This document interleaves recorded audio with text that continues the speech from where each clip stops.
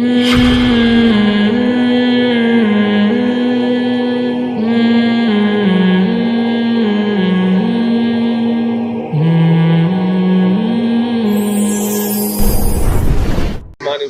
آپ حضرات کو معلوم ہے کہ میں گھر کے دورے کے بعد پھر چترال گیا، پاکٹ ویلفیئر ٹرسٹ کی ہم نے وہاں خدمات دیکھی، اور دور دراز علاقوں میں وہاں جو یہ حضرات مسجدیں بنا رہے ہیں، کنویں کھدوا رہے ہیں، اور اس کے علاوہ بھی جو تعلیمی ادارے کھول رہے ہیں یہ لوگ، اور یتیم خانے، اور یتیم خانوں میں ووکیشنل سینٹر جن میں بچیوں کو کچھ ہنر سکھایا جائے تاکہ وہاں غربت کا خاتمہ ہو. تو میں الحمدللہ بہت حیران بھی ہو رہا ہوں، مطمئن بھی ہو رہا ہوں، اور اللہ تعالیٰ ان کی صلاحیتوں کو، ان کی محنتوں کو قبول فرمائے. اسی سلسلے میں ہمیں پتہ چلا کہ یہاں مانسہرہ بٹل میں ایک تعلیمی ادارہ ہے، اور ایسا ادارہ ہے کہ دور دور تک یہاں کوئی اس طرز پہ دوسرا ادارہ نہیں ہے، بلکہ میں یوں کہوں کہ دوسرا ادارہ سرے سے قریب میں ہے ہی نہیں تو بھی غلط نہیں ہوگا. تو یہاں کل رات میرا آنا ہوا تو خوشی ہوئی کہ ہمارے کلاس فیلو ہیں حضرت مولانا نور واحد شاہ صاحب، جنہوں نے ہمارے ساتھ تخصص کیا ہے، تو یہ یہاں کے محتمم ہیں، اور ماشاءاللہ بڑی ایمانداری کے ساتھ یہ تعلیمی ادارہ چلا رہے ہیں. یہاں اس تعلیمی ادارے میں اسکول بھی ہے، اور دینی تعلیم کا انتظام بھی ہے، اور طلباء کی رہائش کا انتظام ہے. دور دراز علاقوں سے طلباء یہاں، غریب طلباء یہاں کے باقاعدہ رہائش کرتے ہیں، ان کو یہ حضرات کھلاتے بھی ہیں، ان کو تعلیم بھی دیتے ہیں. تو بڑی خدمت ہے علاقے میں ان کی. تو یہاں بھی مدرسے میں کچھ ہمیں ضرورت محسوس ہوئی. کچھ تو مولانا نور واحد شاہ صاحب سے ہم نے، یہ انہوں نے ہمیں بلایا نہیں ہے کہ آپ آئیں اور چندے کی اپیل کریں، یہ آپ دماغ میں رکھیں اچھی طرح سے. یہ میں خود اپنے طور پر اپنی ذاتی دلچسپی کی بیس پہ میں نے کہا بھائی میں آپ لوگوں کے کام سے بڑا متاثر ہوں، تو تھوڑا سا جو ہے مدرسے کی کچھ ضرورات پر یہ روشنی ڈالیں گے، اور اسکول کی دونوں تعلیمیں یہاں پر ساتھ ساتھ ہیں. تو تھوڑا سا آپ ہمارے توسط سے بتا دیں تاکہ جو مخیر حضرات ہیں وہ بھی تعاون کر سکیں. پاکٹ ویلفیئر ٹرسٹ کا اس مدرسے سے براہ راست کوئی تعلق نہیں ہے، بلکہ ٹرسٹ کا تو یعنی ارادہ ہوتا ہے کہ سروے کر کے جہاں بھی کوئی ان کو ایسی تعلیمی ادارہ نظر آئے جس میں وہ سمجھتے ہیں کہ یہ لوگ کام اچھا کر رہے ہیں اور ضرورت بھی ہے. دیکھیں ضرورت تو بہت سارے دینی اداروں کو ہے، لیکن دینی یا دنیاوی جو بھی تعلیمی ادارے ہوتے ہیں، لیکن صرف ضرورت نہیں دیکھی جاتی. اس ادارے کی خاصیت، اس ٹرسٹ کی خاصیت یہ ہے کہ یہ دیکھتے ہیں کہ یہ اس معیار کے مطابق لوگوں کو تعلیم دے بھی رہے ہیں کہ نہیں دے رہے ہیں. تو ادارہ برائے ادارہ نہیں، بلکہ ایسا ادارہ جو باقاعدہ قوم کی خدمت کر رہا ہو، دینی اور دنیاوی دونوں سطح پہ. تو ایسے اداروں کو سپورٹ کرنا بھی ان کے عزم کا ایک حصہ ہے. تو یہاں بھی اسی سلسلے میں میری حاضری ہوئی تھی.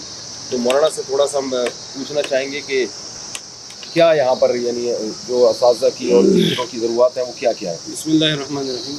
ہمارا ادارہ ماشاءاللہ کافی سالوں سے یہاں کام کر رہا ہے. دینی اور عصری دونوں علوم پڑھائے جاتے ہیں. یہاں پر درجہ سادس تک درس نظامی پڑھائی جاتی ہے.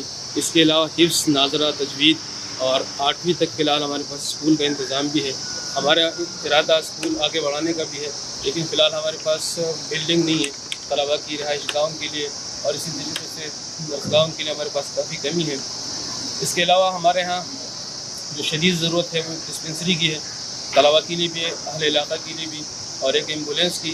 اس لیے کہ بعض اوقات طلباء بیمار ہوتے ہیں تو ہمیں احمدآباد لے جانا پڑتا ہے، ہمارے پاس کوئی سواری کا انتظام نہیں ہوتا، تو کافی مشکلات پیش آتی ہیں. اسی طریقے سے طلباء چھوٹی موٹی بیماریوں کے لیے ہم بٹل شہر لے جاتے ہیں. یہاں ہمارے پاس کوئی انتظام نہیں ہے. اگر یہاں کوئی ڈسپنسری ہو جائے طلباء کو بھی سہولت ہوگی، اور اسی طرح اہل علاقہ کو بھی اس سے سہولت ہوگی. اس کے علاوہ اساتذہ کی رہائش کے لیے مکانات کافی عرصے سے ہمارے منصوبے میں ہیں، لیکن وسائل نہ ہونے کی وجہ سے ابھی تک اس پر کام نہیں کر سکے ہیں. اسی طرح طلباء کے ہاسٹل بھی بہت زیادہ خستہ حال ہے، اور رہائش گاہیں اور درس گاہیں ایک ہی ساتھ ہیں. ہمارا پروگرام یہ ہے کہ درس گاہیں اور رہائش گاہیں الگ الگ ہو، اور اس کے لیے مستقل بلڈنگ نہ ہو. اسی طریقے سے مسجد کا کام بھی ہمارا جاری ہے. مولانا صاحب نے دیکھ لیا ماشاءاللہ بہت معیاری کام ہو رہا ہے، لیکن اس میں بھی ہمارے پاس کافی، ہمارے ذمہ کافی بقایا جات بھی ہیں مستری حضرات کے. لکڑی تو اکثر ہمیں یہاں فری مل جاتی ہے، لیکن اس کی مزدوری وغیرہ کے کافی ہمارے ذمہ بقایا جات پہلے کی بھی ہیں. مزید بھی کافی سارا کام ہے، تو اس کے لیے اگر انتظام کہیں سے ہو جائے تو ہمارا ادارہ انشاءاللہ ترقی کرے گا. خلاصہ میں بتا دیتا ہوں اپنے اسٹائل میں، اپنے انداز میں. ایک دو چیزیں تو انہوں نے بتائی نہیں ہیں. یہاں جب ہم آئے تو یہاں پتہ چلا، اچھا ٹوٹل طلباء کتنے ہیں یہاں؟ طلباء کی تعداد تقریباً 250 طلباء ہیں جو یہیں رہتے ہیں، دور دراز علاقوں سے بھی آئے ہوئے ہیں. یہاں بیماری پھیلی ہوئی ہے ٹائیفائڈ بہت زیادہ، ڈاکٹروں نے اس کی وجہ پانی کو بتایا ہے کہ پانی صحیح نہیں ہے. تو پانی کا ایک چشمہ ہے بہت اوپر, وہاں سے لائن ڈالنی ہے. وہ چشمہ کتنے کلومیٹر دور ہے جی؟ 18,000 فٹ. 18,000 فٹ وہاں سے پائپ لائن ڈالنی ہے, جس پہ لاکھوں روپے کا خرچہ ہے. مخیر حضرات میں سے کوئی اگر اس پانی کا انتظام کر لیں تو یہ بہت بڑا صدقہ جاریہ ہوگا. آپ کو پتہ ہے رسول اللہ صلی اللہ علیہ وسلم نے فرمایا, ایک شخص نے ایک پیاسے کتے کو پانی پلایا تھا, اللہ نے اس کے عمل کو اتنا پسند کیا کہ اس کی بخشش کر دی. تو پانی کا انتظام کرنا, وہ بھی ایسے لوگوں کے لیے جو علم حاصل کر رہے ہیں, وہ خود ایک صدقہ جاریہ ہے. تو ان کے لیے پانی کا انتظام کرنا ایک بہت بڑے ثواب کی بات ہے. اچھا, میں آپ سے کبھی بھی ایسے لوگوں کے لیے اپیل نہیں کروں گا جن پر مجھے پورا اعتماد نہ ہو. اور ان لوگوں نے, میں دوبارہ ریپیٹ کر دوں, مجھے چندے کے لیے یہاں بلایا نہیں ہے. میں تو گزر رہا تھا تو میں خود آیا ہوں, کیونکہ لوگ یہ سمجھتے ہیں کہ شاید مفتی صاحب کو چندہ مہم پہ نکلے ہوئے ہیں. تو ایسا نہیں ہے. تو پانی کی لائن کا انتظام کرنا ہے یہاں, جو حضرات کرنا چاہیں کوئی ایک ہی آدمی کرتے تو بہت اچھی بات ہے. اور جو استاذوں کی رہائش گاہیں میں نے دیکھی ہیں, قابل ٹیچر ہیں, بہت ماہر ٹیچر ہیں, لیکن ان کی رہائش گاہیں رہنے کے قابل نہیں ہیں. میرا خیال ہے کوئی بھی شریف انسان اس میں اتنے آرام سے نہیں رہ سکتا, ایسی خستہ حالت ہے اس کی.